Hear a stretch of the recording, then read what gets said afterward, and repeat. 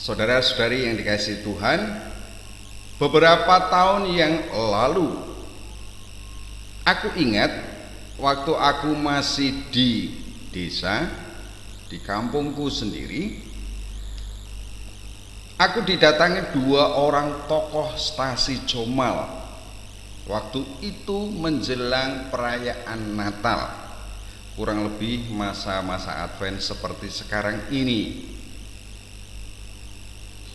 Ketua stasi yang mendatangiku mengatakan bahwa dirinya sama keluarga sebenarnya mau ke Jakarta. Mereka mau Natalan di Jakarta. Tetapi bagaimana lagi, di Comal sendiri ada perayaan Natal. Beliau sebagai ketua stasi tentunya bertanggung jawab atas terlaksananya perayaan ini. Nah, spontan waktu itu aku menanggapi, Pak, Bapak menjadi Yohanes Pembaptis saja. Bapak mempersiapkan segala sesuatunya sampai siap sungguh melaksanakan perayaan Natal. Baru kemudian Bapak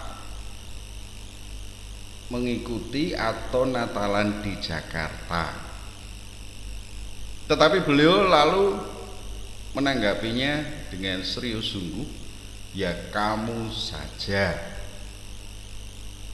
Aku terdiam karena memang tentu saja saya sebagai orang yang setiap Natal dan Paskah didapuk untuk mengelola liturgi, ya tentu saja saya menjadi Yohanes Pembaptis yang sungguh mempersiapkan segala sesuatunya untuk perayaan Natal.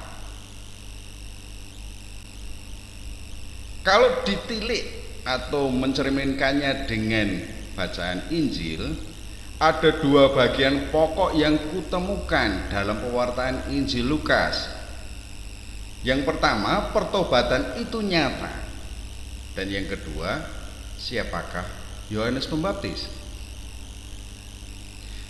Bagian pertama tentang pertobatan itu nyata. Di dalam teks Lukas, di sana tampak dan aku temukan bahwa nasihat pertobatan yang diberikan Yohanes itu sungguh nyata. Orang banyak bertanya, apa yang harus diperbuat? Yohanes menjawab dalam konteks hidup atau pekerjaan orang yang bertanya. Secara umum, Yohanes menasihati agar memperhatikan sesama. Orang banyak bertanya kepadanya, jika demikian apakah yang harus kami perbuat? Jawab Yohanes, barang siapa mempunyai 2 helai baju, hendaklah ia membaginya dengan yang tidak punya. Dan barang siapa mempunyai makanan, hendaklah ia berbuat juga demikian. Maka pertobatan berarti mengalihkan perhatiannya tidak sekedar tidak tertutup pada diri sendiri, tetapi juga memperhatikan sesama. Ada datang juga pemungut cukai untuk dibaptis, dan mereka bertanya kepadanya, Guru, apakah yang harus kami perbuat? Jawabnya, jangan menagih lebih banyak daripada yang telah ditentukan bagimu. Dan prajurit-prajurit bertanya juga kepadanya, dan kami, apakah yang harus kami perbuat? Jawab Yohanes kepada mereka, jangan merampas dan jangan memeras, dan cukupkanlah dirimu dengan gajimu. Bagaimana dengan pekerjaan Anda, misalkan sebagai pedagang? Tentulah bisa kita perkirakan jawaban Yohanes, jangan makan riba, jangan mengambil untung yang berlebihan, jangan memanfaatkan situasi dengan memasang harga yang luar biasa tinggi. Nasihat dari Yohanes sangat konkret. Pelajarannya bagi saya pribadi adalah bahwa pertobatan itu nyata. Orang harus melihat perjalanan hidupnya apakah telah selaras dengan kehendak Allah. Pertanyaannya, Kehendak Allah itu apa? Yang pertama tentu saja memperhatikan sesama. Seperti tadi, Yohanes sungguh mengajak semua orang yang datang kepadanya untuk memperhatikan sesama, terutama yang berkekurangan. Yang kedua, bekerja tidak lebih dari yang telah ditentukan. Prajurit cukup dengan gajimu, jangan merampas. Para pemungut cukai jangan memungut lebih dari yang sudah ditentukan. Pertobatan itu tidak berhenti pada kesadaran tentunya. Aku sadar bahwa saya salah. Aku sadar bahwa saya berdosa. Pertobatan mewujud dalam kehidupan nyata, mengikuti ibadat tobat, perayaan sakramen rekonsiliasi, menjalankan penitensi atau denda dosa yang diberikan oleh Romo, dan hidup secara baru. Artinya sungguh tidak melakukan perbuatan salah lagi, tidak berdosa lagi. Jikalau demikian, orang lain akan melihat dan menemukan pribadi yang telah berubah. Wih, saiki jebul apik tenan sampai itu. Saudara-saudari, bagian kedua berbicara tentang siapakah Yohanes Pembaptis. Pada bagian akhir pewartaan Injil Lukas dinyatakan bahwa dengan banyak nasihat lain, Yohanes memberitakan Injil kepada orang banyak. Banyak orang bertanya-tanya tentang Yohanes atas apa yang diwartakan dan dikerjakannya. Apakah Yohanes adalah Mesias yang sedang mereka nantikan? Kalau aku menelusuri ke belakang situasi pada saat Yesus di Palestina, masyarakat Yahudi sedang mengalami penjajahan kekaisaran Romawi. Jelas situasinya sangat negatif. Jelas situasinya ini mengingatkan masyarakat orang-orang Yahudi akan perjalanan bangsa Israel di masa lalu, di mana Allah bertindak menyelamatkan mereka, di mana para nabi sungguh mewartakan akan datangnya Mesias yang menyelamatkan orang Yahudi.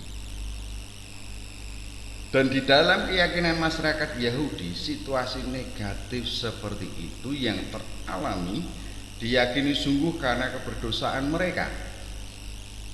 Sementara kalau kita lihat di dalam tradisi gereja, Injil sebagaimana dinyatakan oleh Lukas, Yohanes memberitakan Injil tidak sekadar berarti kabar gembira. Injil itu adalah Kristus Mesias.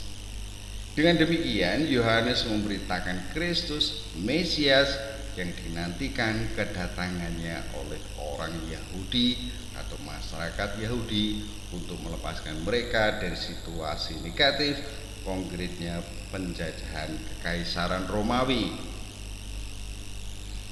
Nah, bagiku sendiri berdasarkan pewartaan Lukas, Yohanes adalah bayangan Sang Mesias. Sekali lagi, Yohanes adalah bayangan Sang Mesias. Meski di banyak tempat tidak ditemukan Yesus membaptis, namun pewartaan Yesus dan Yohanes sama, yakni pertobatan yang terkait erat dengan kedatangan kerajaan Allah. Coba kita perhatikan. Dikatakan Yohanes, aku membaptis kamu dengan air, tetapi ia yang lebih berkuasa daripadaku akan datang, dan membuka tali kasutnya pun aku tidak layak. Ia akan membaptis kamu dengan Roh Kudus dan dengan api.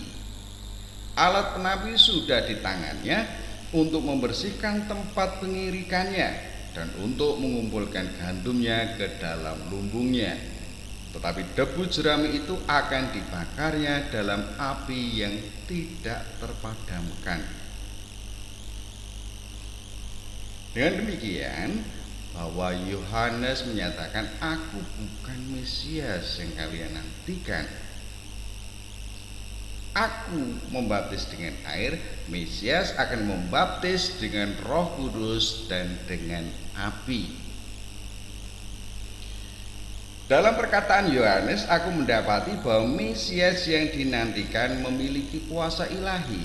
Lebih daripada itu, karena Mesias membaptis dengan Roh Kudus, maka Mesias itu Allah.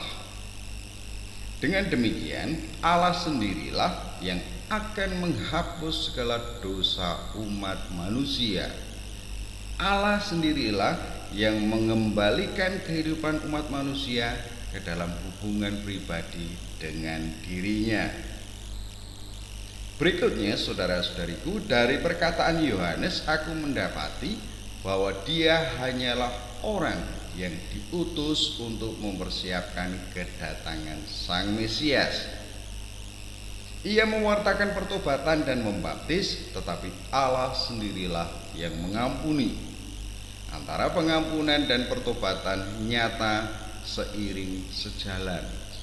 Tiada pengampunan tanpa pertobatan.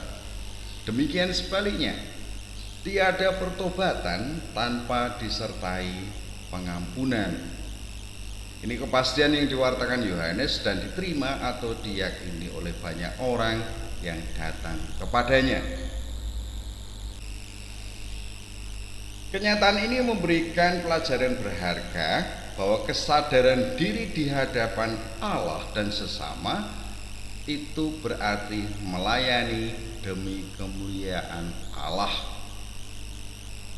Yohanes tidak menyamakan diri dengan Mesias. Dia sadar diri sungguh diutus oleh Allah untuk mempersiapkan kedatangan Kristus Sang Mesias, Allah yang menyelamatkan. Dia tidak menyatakan diri sebagai Mesias itu. Dia sadar sungguh bahwa ia tidak pantas membuka tali kasut Sang Mesias. Kembali ke persiapan perayaan Natal dan Paskah, saudara-saudariku yang dikasihi Tuhan, pada akhirnya baik panitia Natal maupun umat pada umumnya penting untuk menyadari bahwa kehadiran Sang Mesias itu sudah nyata, sudah terjadi dan senantiasa bersama-sama dengan hidup umat manusia. Lalu perayaan-perayaan menjelang Natal maupun perayaan Natal seharusnya merupakan cambuk yang kuat bagi kita semua, yang mengingatkan kita semua bahwa kita bersama dengan Allah, kita bukan Allah. Siapakah diriku seharusnya, siapakah diriku yang sebenarnya harus disadari. Dan sebagaimana Yohanes Pembaptis mempersiapkan segala sesuatunya bagi karya Allah, itu berarti bahwa aku tidak boleh menghalang-halangi Allah berkarya, tetapi sungguh membuka jalan seluas-luasnya, serapi-rapinya, sebersih-bersihnya, seindah-indahnya untuk kehadiran Allah, membiarkan Allah bekerja sungguh pada umat manusia. Demikian saja kemuliaan kepada Allah Bapa, Putra dan Roh Kudus seperti pada permulaan, sekarang, selalu dan sepanjang segala masa. Amin.